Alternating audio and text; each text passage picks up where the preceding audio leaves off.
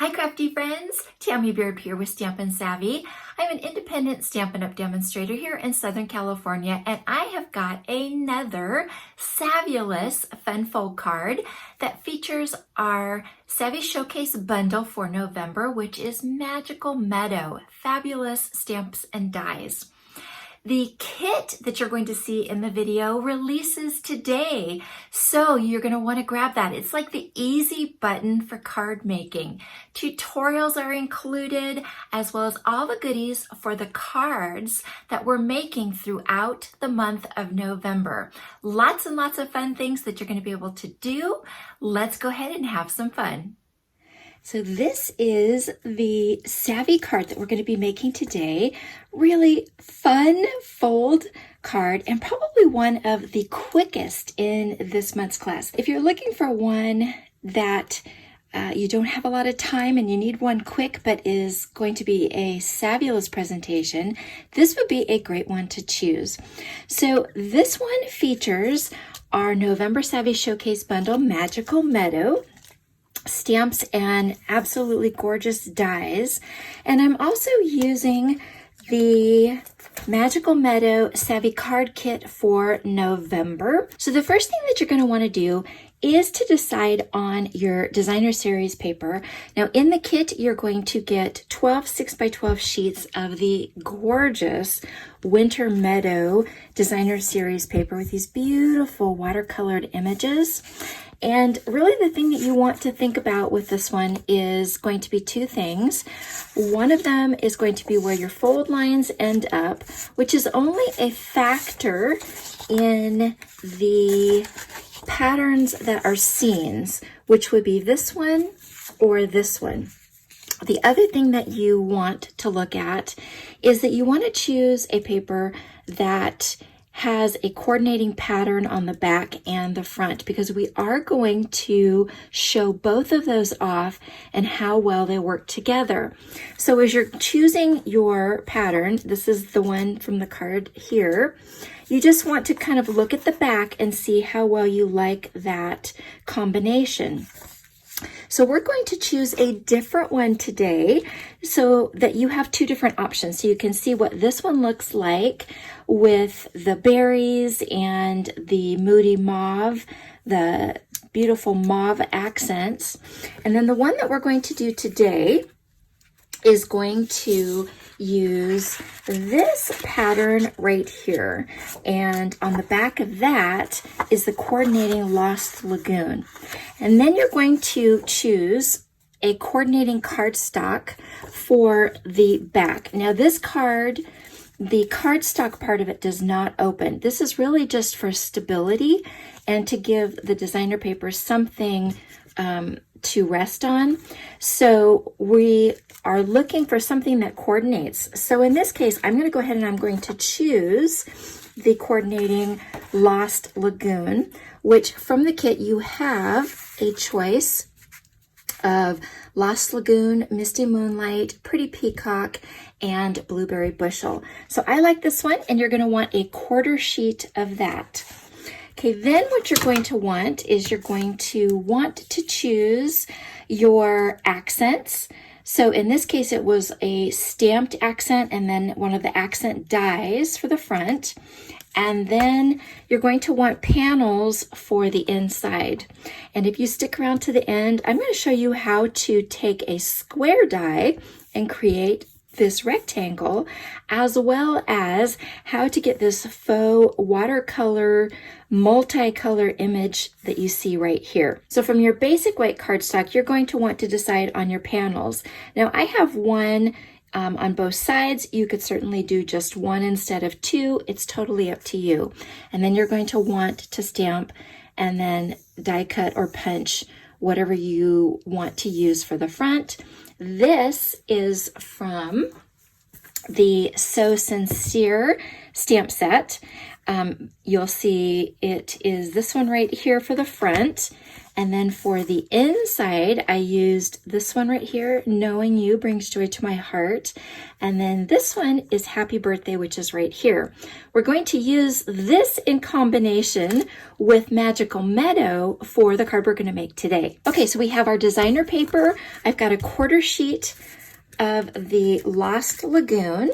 From the Pebbled Path luster paper, I've gone ahead and I have cut a circle that is one size larger than the sentiment, which I have already done here. And I'm using the sentiment from Magical Meadows, says Winter Wishes right here.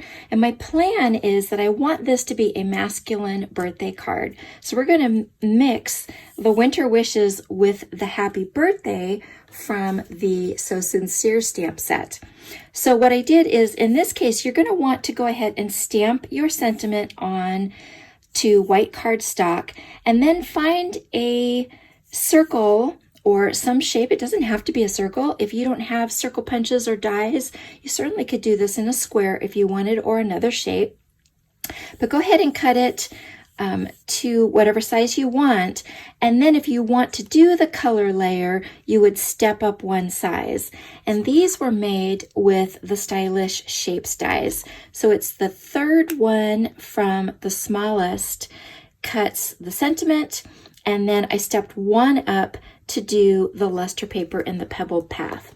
So that's going to go on the front. And then I used the Pretty Peacock that comes with the kit, and I have used this die right here to go ahead and do one of the accents. And then I have stamped from the Magical Meadow. I used this stamp right here, and I used both the Lost Lagoon as well as the Pretty Peacock Stampin' Write marker with a little bit of water, and die cut that with the coordinating die. And I'll show you this again at the end. So those are all the pieces that I'm going to need for the front. And then for the inside, I have stamped this large forestry image right here on a square, and it is the second to the largest square. This was just stamped in Lost Lagoon, and then I used the Pretty Peacock marker to add just a little bit of darkness on the trees. Cut this out, and then for the back panel, I have stamped the Happy Birthday from the So Sincere stamp set, and I have used the largest square die right here to do this rectangle. And again, you'll see how to do that at the end. So that really is all of the pieces that you are going to need. Let's go ahead and cut our designer paper. Okay, so the first thing we're going to do from the kit, the pieces of designer paper are cut to 6 inches high by 12 inches.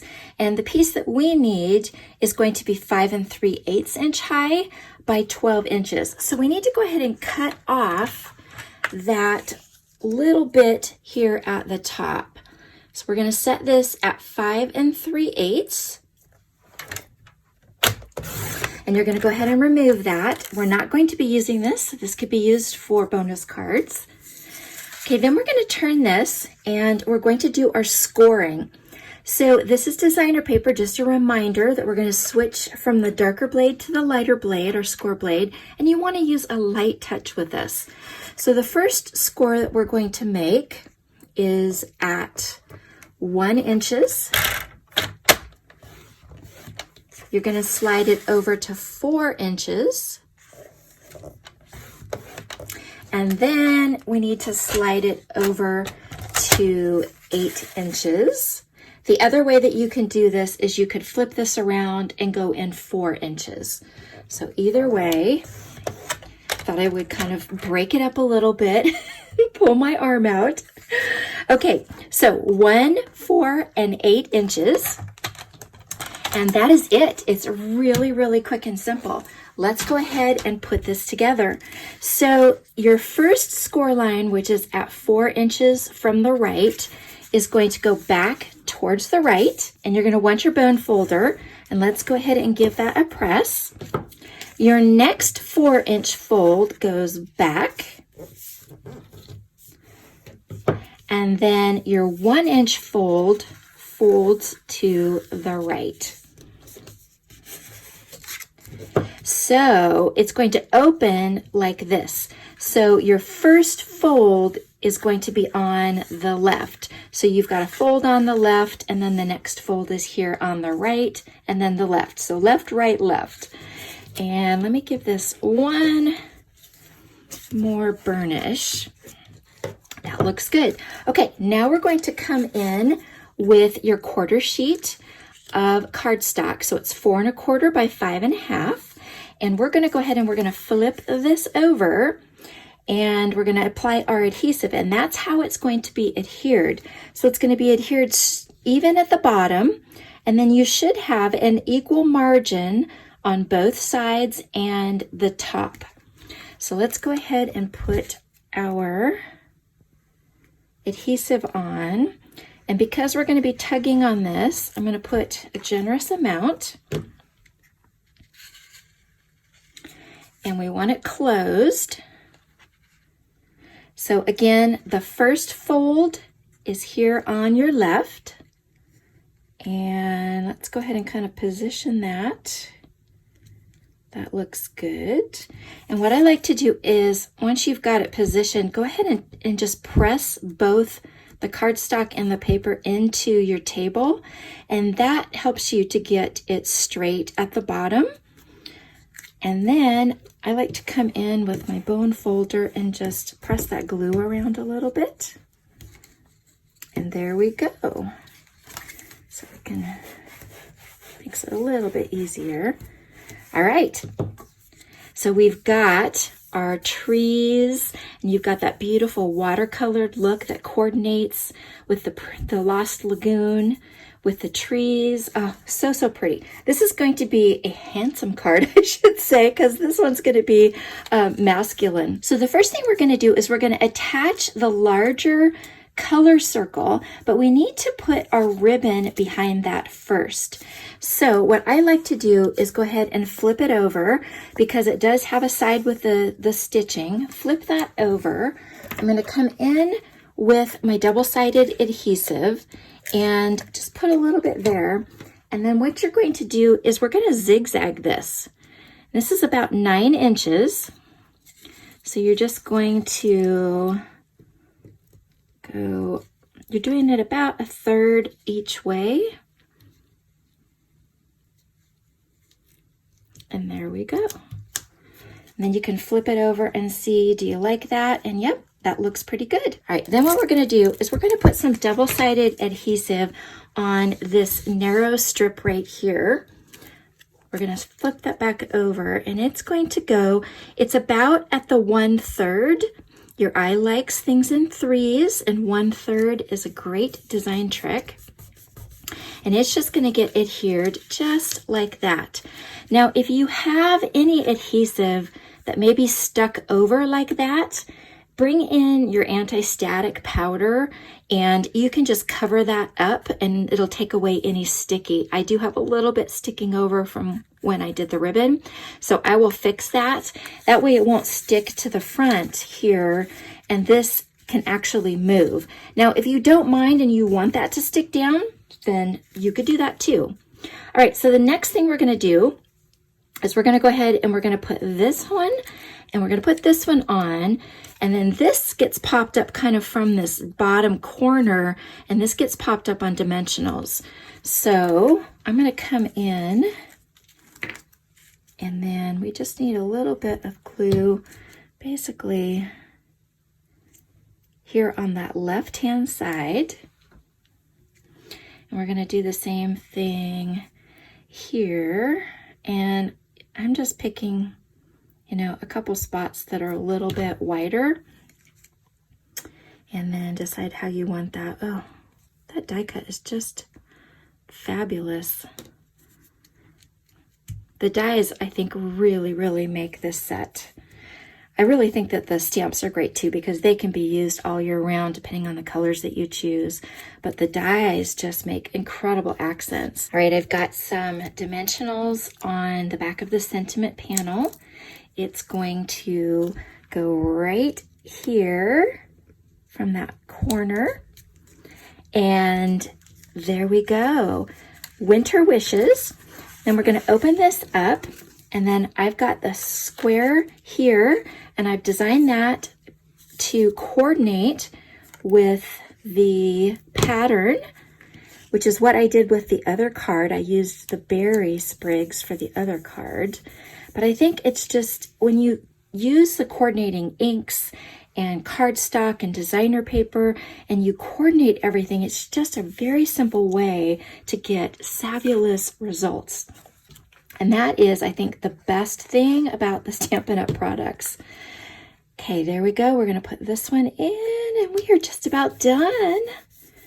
There we go. So we've got Winter Wishes, and then that beautiful forest scene, Happy Birthday, and there is a fabulous masculine card as well as a fabulous feminine card. So 2 different birthday ideas for you. Stick around, I've got 2 bonus ideas for you. So before we get to that, just a reminder that the Savvy Card Kit for November releases today. It's available for 1 week only.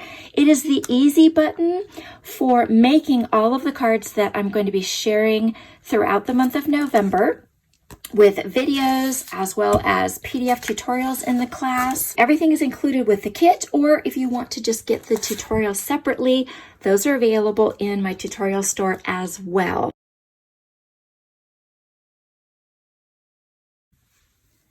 So I want to show you how to get multicolored stamped images that can look like watercolor, which is similar to the effect that you see in the designer paper. So here's one example right here that uses this stamp. And then in this card, you can see the berries were stamped in 3 different colors here. So I'm going to show you how to do this one. And then I'm also going to show you how to introduce a couple of colors on this one for the card that we made today. All right, so we've got our stamp, and this works for both cling stamps as well as photopolymer stamps. And the first technique uses Stampin' Write markers, and these use the same dye ink that you will find in the classic Stampin' pads. So they're water-based, so it's really easy to achieve what I call a faux watercolor look. So one thing I want to point out is there's 2 lines that you'll find on the markers. You'll find a thin line and then a wider line. That shows you which is at each end. So the wider line is for your brush tip, and then the narrow line is for your pointed tip. Okay, so the first thing that you want is to look at your colors and pick the lightest one first. So we're going to go ahead and we're going to start with the Moody Mauve, which is the color that you see here in the berries. So I'm going to use the brush tip, and very lightly, I'm just going to take the side of the brush tip and color the stamp. And like I said, this lays down quite a bit of ink, so you really just need a very light touch. You don't want to press too hard and rub those fibers that are in the brush tip. We don't want those to fray. So just a very light tip, just kind of making sure I have this all. All right, then the next thing I'm going to do is I'm going to step up to the next color. And in this case, it is Garden Green. And I'm going to come in and I'm going to color the leaves.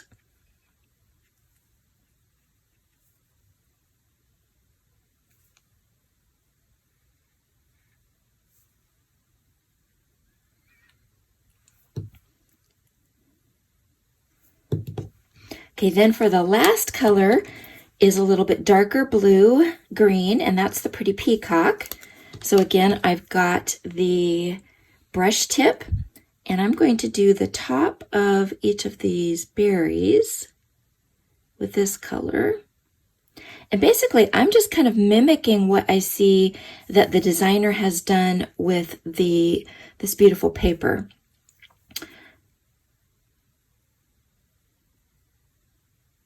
Okay, now I'm going to just add a little bit of accents, and this really can be just wherever you want it, to the greenery. Now, to get that faux watercolor look, we're going to take a Stampin' Spritzer, and this is just filled with water, and we are going to just lightly mist that so that you see the water very lightly on the stamp. And then we've got some basic white cardstock. Isn't that beautiful? Look at all those beautiful colors and how well they work together and how well they match the pattern paper. So you can use the coordinating die to cut that out if you want. In this case, it was just stamped directly onto the square, but either way, now you've got a beautiful accent that perfectly matches the card. All right, so I've got one more example to show you, and we're going to use this one right here. And in this case, we're going to go ahead and we are going to use the stamp pads. So between the two, we've got Lost Lagoon and I've got Pretty Peacock. You're going to want a lighter and a darker color or some type of an accent color. And then I'm going to bring in a sponge dauber. So we're going to start with the lighter color first, which is Lost Lagoon. We're going to go ahead and just ink that up as normal. Then you're going to come in with your darker color and your sponge dauber, and we're just going to pick up a little bit of color, and then you're just going to sponge that on. And then what you can do is go ahead and stamp that just like that. And what you get is a little bit of a variation. Now you can also do the same thing by spritzing that with water. You get a little bit more of that watercolor look. That is absolutely gorgeous.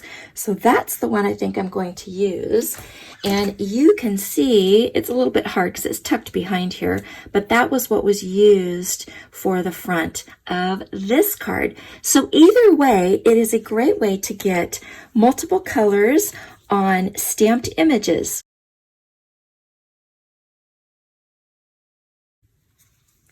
Now I want to show you how you can get a rectangle by using a square die. It's an easy way to adapt the dies that you've got to make them larger or smaller and adapt them to whatever your needs are. So the first thing you're going to want to do is go ahead and stamp your sentiment on a piece of the basic white cardstock. And I'm using the Happy Birthday sentiment here from So Sincere. And I knew that I wanted mine on the left-hand side. So I've gone ahead and I've got that ready to go. So we're using the mini machine today. We're going to go ahead and place this about where I'm going to want it at the top and at the sides. So I want it kind of off to the side, and I'm making sure that I'm parallel to the sentiment. And we're going to go ahead and put this on. Now what we're going to do is we're going to use the die to cut the top and the sides, but we're going to stop short and we're not going to cut at the bottom. So you're going to go ahead and we're going to roll this through. And then when it gets close, you still want to be able to see this.